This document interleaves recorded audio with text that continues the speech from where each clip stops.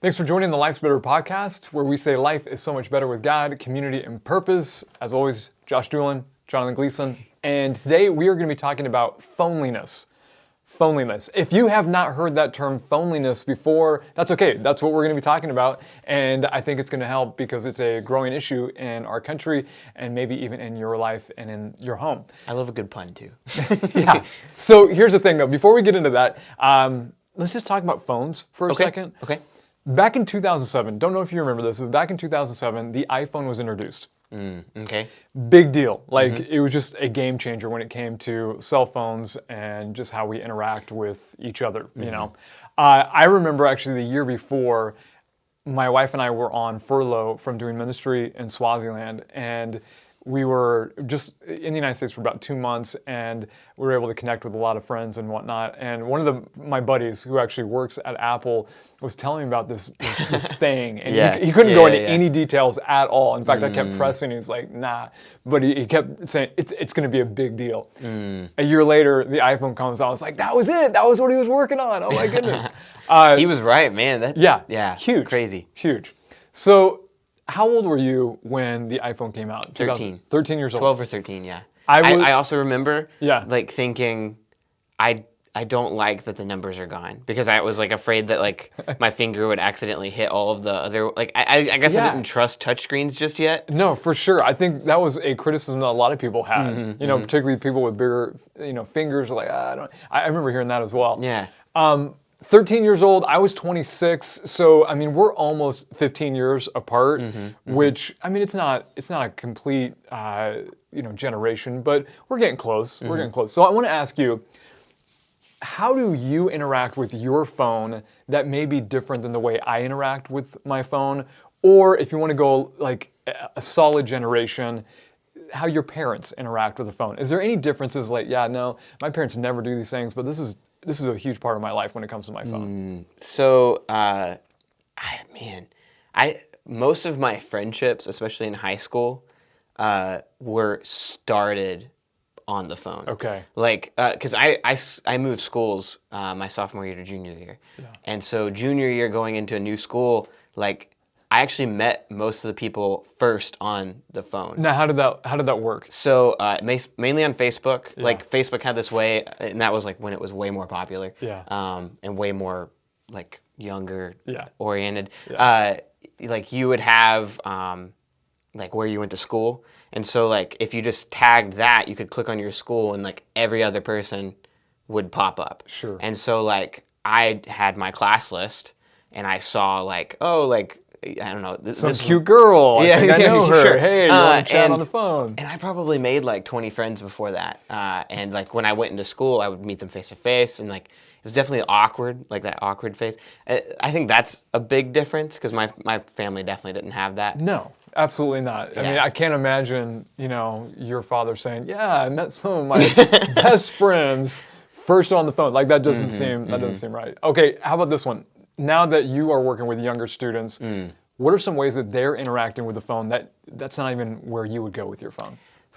Man, I see them using TikTok as a way to like become friends and share their lives with each other. So like mine was Facebook, right? And so like it was just like, here's some pictures, or here's like some, but like now you have to come up with creative, like funny videos, and they all have each other as friends. Yeah. And so like their feed is just, oh, hey, there's Zach doing like a funny dance.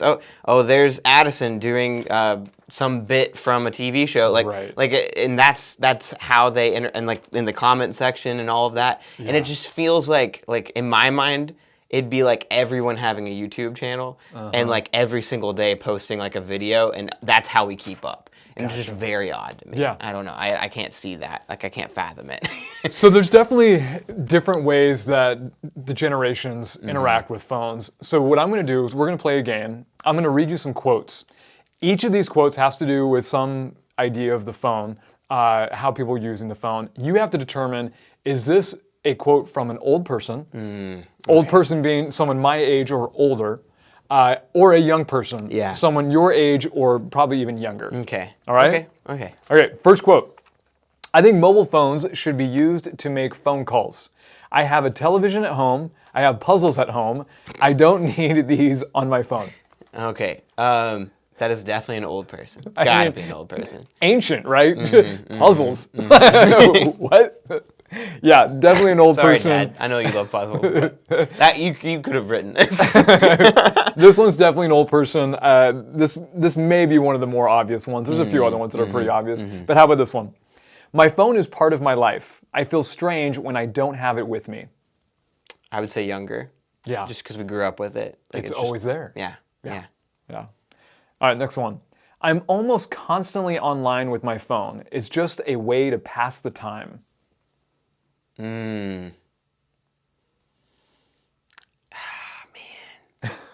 That's tough. I feel like both could say that, but I'm going to go older, maybe? This one's actually a young person. Young person, okay. And I think the key there was passing the time. You know, old people, I mean, unless they're retired, typically aren't just trying to pass the time. That's true. They're trying to survive. That was where mine Was went. It was retirement? like retired people Yeah. I know are just constantly on Facebook or playing those little like Farmville games. Yeah, Like, yeah, so, yeah. like, No, I you can get see those that. invites every day. So and so wants you to water their farm. It's like I don't even know who you are actually. I don't even water my own grass, so yeah. All right, how about this one? I use my phone to talk to people, read the news, or things of interest, and take pictures. That's about it. You could have just said read the news, and I would say old person all the way. All the way, yes, you're absolutely Yeah. right.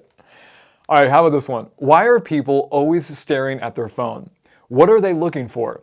If you're walking on a beautiful day, get off the phone and enjoy the day. Old person. Old person. So old. I almost interrupted you. It's like, no, you don't have to go any further. It's an old person. Why are people always old person? Yes. Okay, I want to stay connected with other people and can't see how I could do this without my phone. Easily young. I mean, this is exactly what you were talking Yeah. talking about. Like, that's how they're staying connected. Yeah. Even though they may not have a conversation with those people, but just looking at their feed, looking at what they're posting, maybe making a couple comments here and there, that's how they're at least feeling as though they're connected. Yeah. All right, how about this one? A lot of times, I will actually use my phone to help me avoid interacting with people.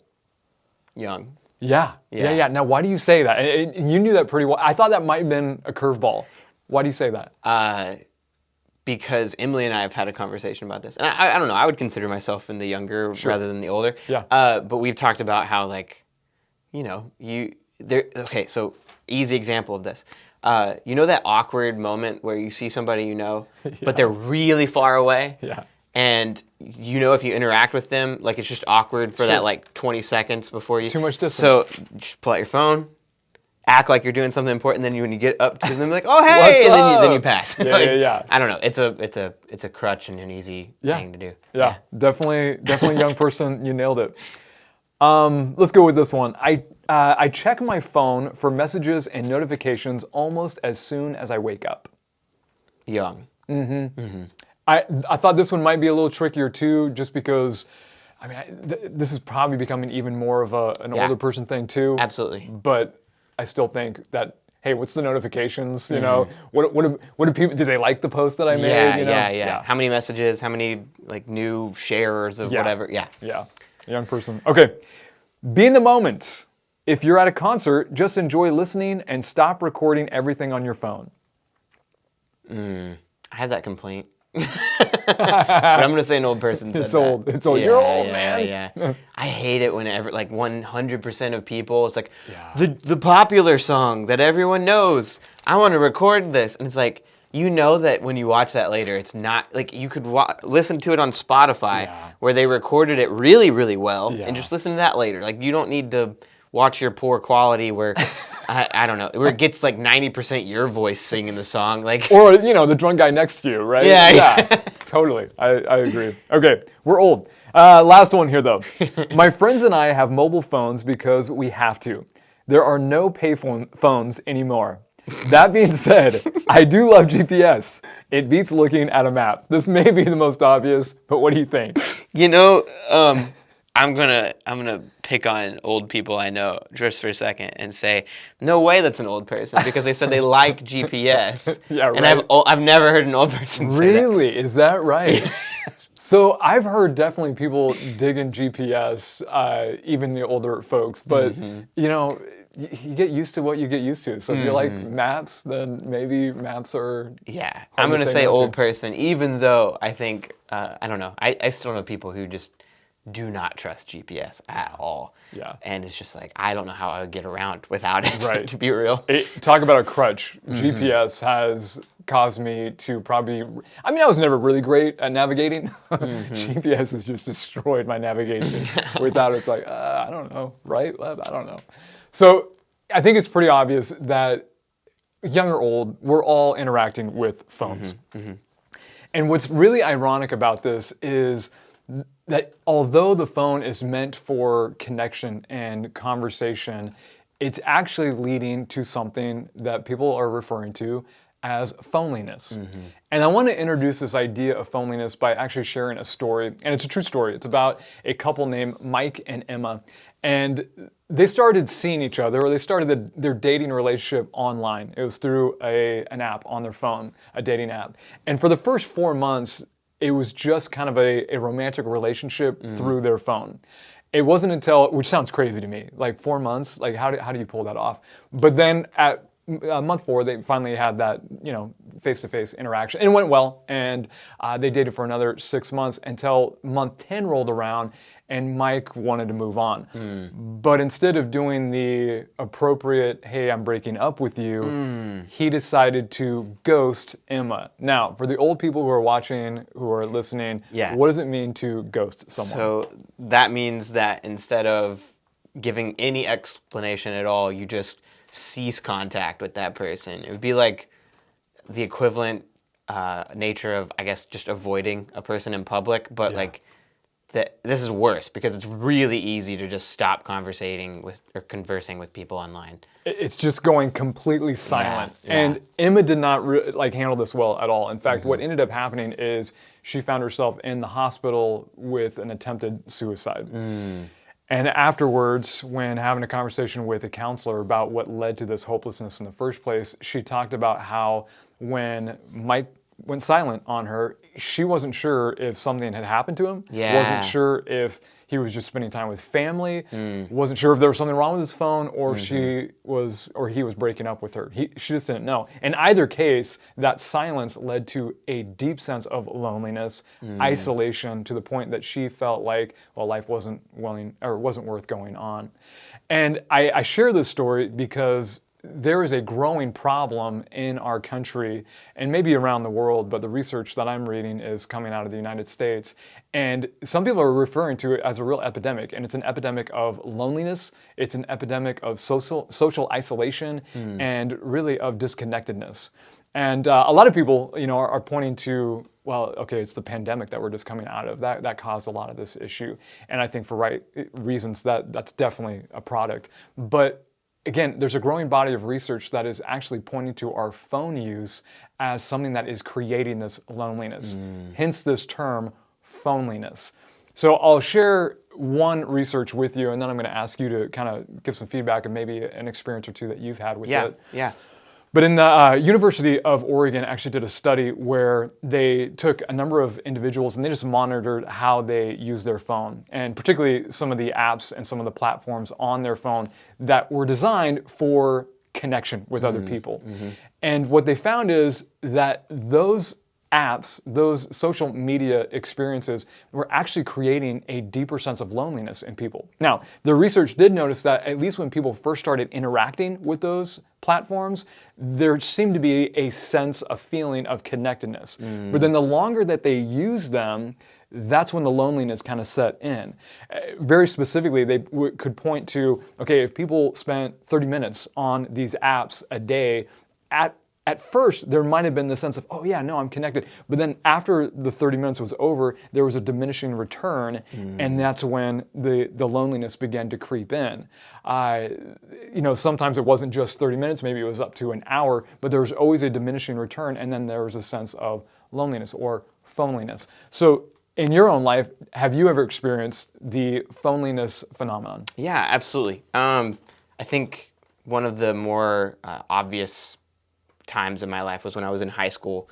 and it was right around that time where I switched schools. I think I was 14 at the time, and I was friends with all of my previous friends or from my previous school online. And for that summer, I just remember seeing or even really the very beginning of the school year, I remember seeing posts of them all hanging out and still connecting with them and talking with them, but they were connecting in person, and just feeling this deep sense of ah, man, I've lost them, and if that makes sense. And so I spent a lot of time online, and I remember another time right around that time I was getting really hooked on YouTube.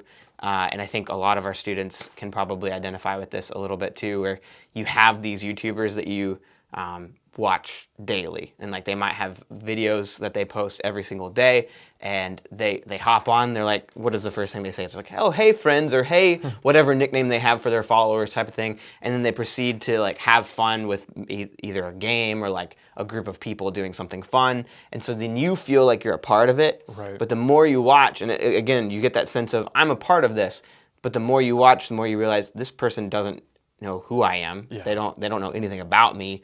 My interaction with them is liking their video and clicking on it every single day. And so it can lead to this sense of as soon as that video is over, it's like, oh man, I'm here, I'm by myself, I don't have any friends, I'm not doing anything fun, and I just watch people having fun. And so it's almost I think the equivalent is having a photo album that you just stare at all the time, if that makes sense. So you're looking at pictures of people having fun all the time, and you're not doing anything at all. Of course that leads to more loneliness, if that makes sense. Yeah. And I think for me, even just hearing your story, what's drawing my empathy out is you're wanting connection. Yeah. And so you're actually grabbing your phone because you're wanting the connection, but it's the very device that is leading to deeper loneliness.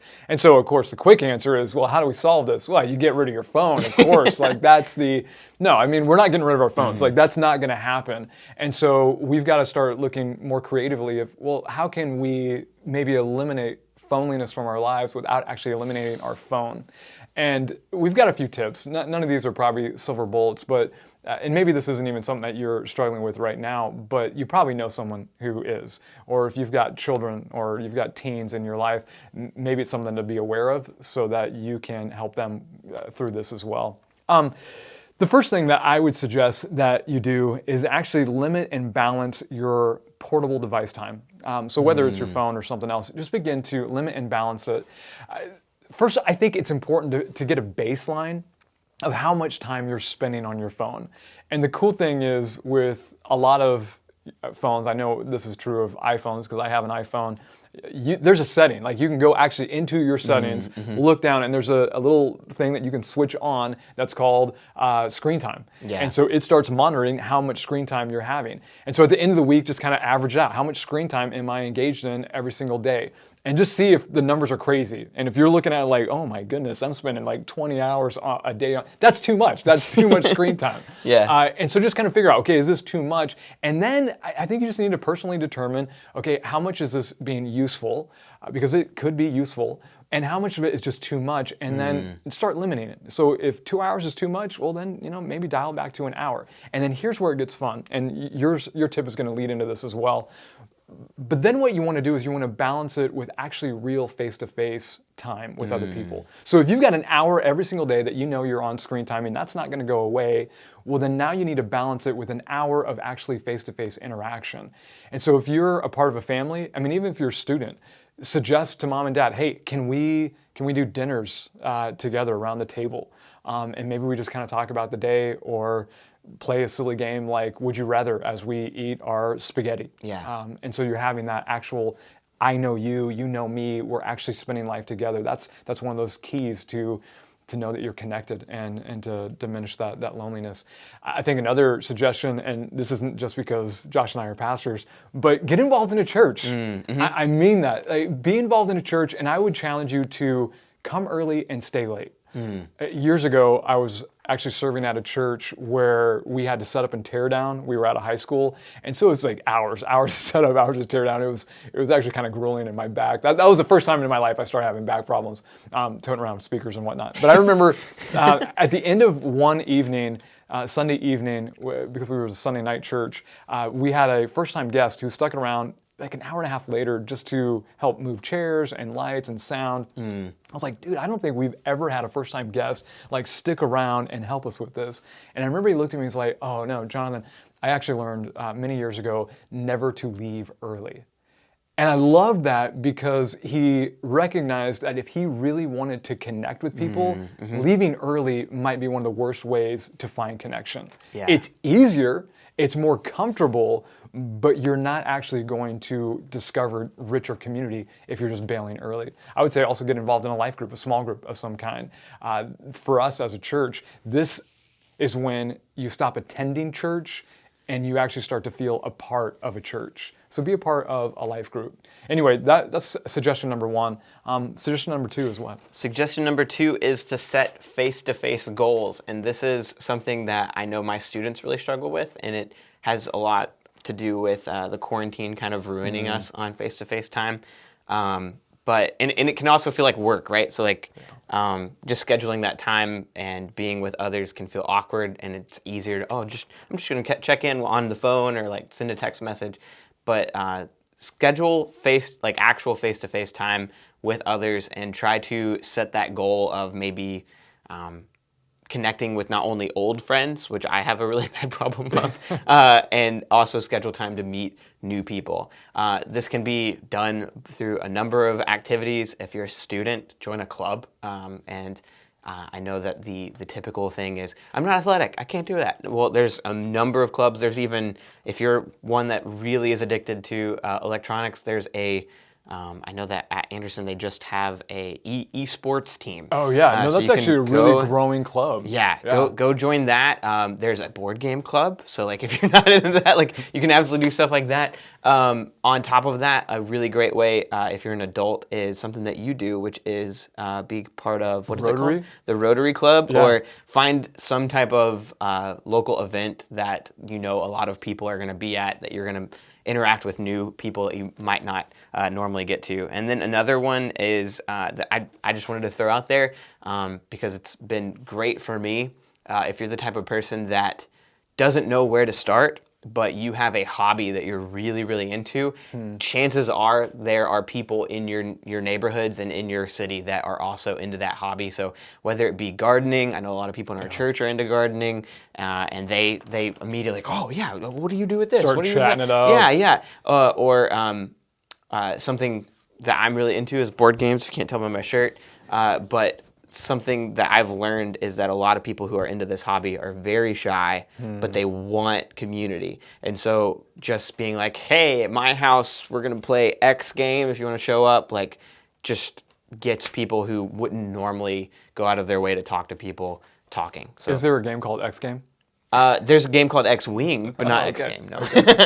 Yeah, I think one of the things that you brought up I thought was really interesting, that because of the pandemic, some of us relationally, I think we grew a bit of atrophy when it came to even how to like engage with people, because it's just easier. It's just easier to go online. Yeah. It's easier just to, like you said, observe YouTube friends and feel a sense of connection. Yeah. But that's not a real connection. Yeah. And it's not going to solve that loneliness issue. I would be careful too, because I've definitely fallen into this trap where you think, oh, I'm building face-to-face time, but then when I observed my face-to-face time, a lot of that had to do with watching movies with people or watching TV shows, or especially when I was in college, a lot of us played video games together. None of us were looking at each other. None of us were we were talking, but like there wasn't a lot of interaction. And when you put that stuff down and actually look at each other and are doing something where you're really intentionally trying to interact and learn more about each other, like that is huge. And that's where relationships really start to grow. Love the fact that you said that, because that leads right into our tip number 3, and that is to go deeper than just the superficial conversations that are oftentimes really easy. So you're actually now in some sort of face-to-face interaction. make sure that you actually know how to have a conversation.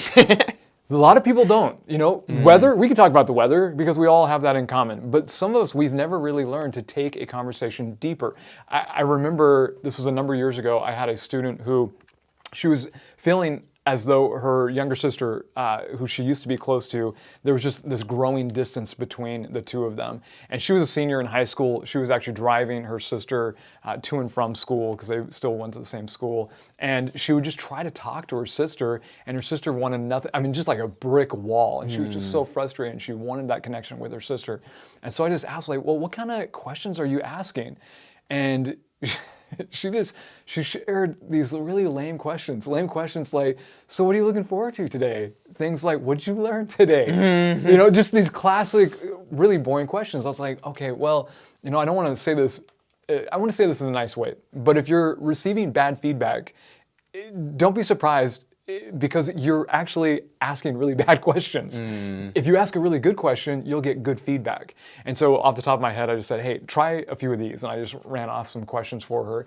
And she came back the next week. She's like, oh my gosh, I feel like I'm connecting with my sister again. Like she totally opened up. Yeah. Why? Because you took a question that was deeper than the surface level question. So I want to throw out a few of these that you can ask, but just to kind of know when and how to share these or to ask these, I think is also important. It's okay to talk about the weather.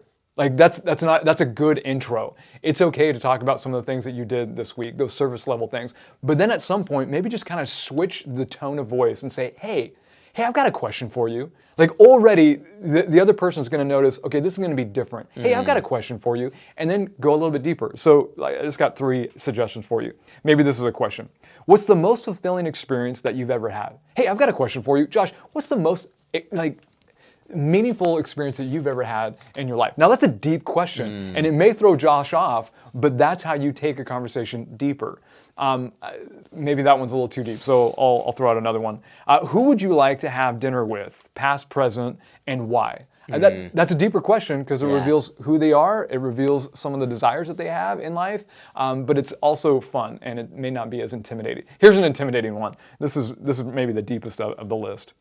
When you're finished with your life, Josh, what do you want to have accomplished? Like that's a pretty big one, but man, if you want to take things deep with somebody, really get to the heart of what makes that person tick, their deepest desires, man, that's a deep one. Now I would not suggest just like jumping off in the deep end with that one, but at some point, maybe these 3 questions might be helpful for you. All right, 4th tip. Yeah, so the 4th tip is learn to listen. And so I think, the tip that we could probably give anybody if you're really trying to make friends is to stop talking about yourself and only talking about yourself.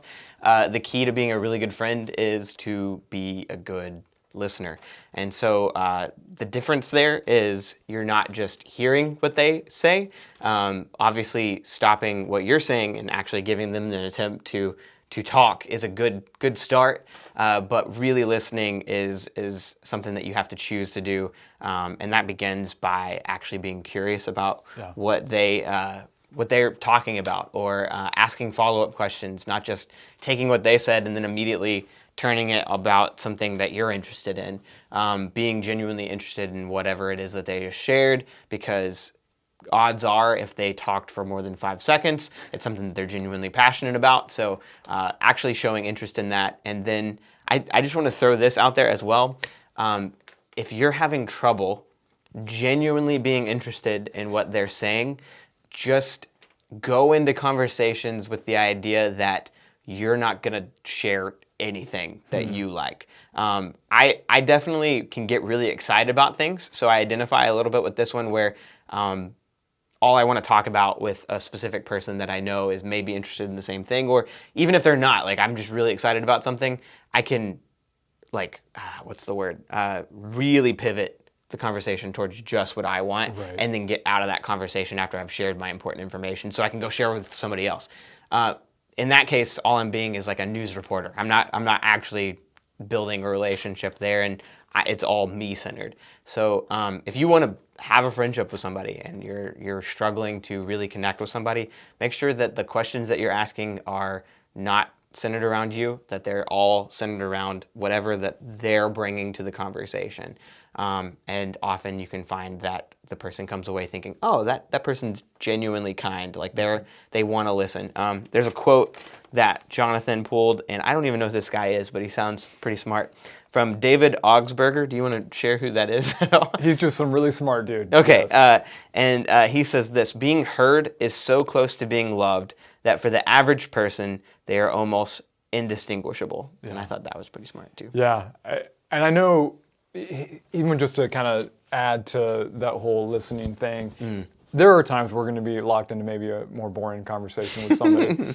But what I found, if you're curious, just ask a question about what they're saying that you genuinely want to know about. Like if you really don't care about board games, but you care about maybe, oh, it might be kind of neat to know how someone actually creates a board game and gets it marketed because you are into the business world. Well, ask them a question that kind of still focuses on what they're interested in, but also what you're interested in. And it can stir just a deeper conversation there too. All right, well, I think phoneliness can definitely be something that we overcome, but it is going to require us to maybe not get rid of our phones, but certainly it's going to require us to do the harder work and not just take the easy paths. And so until next time, do not forget that life is so much better with God, building that rich relationship with Him, with others in community. Don't forget to develop those rich relationships and find some purpose in the process.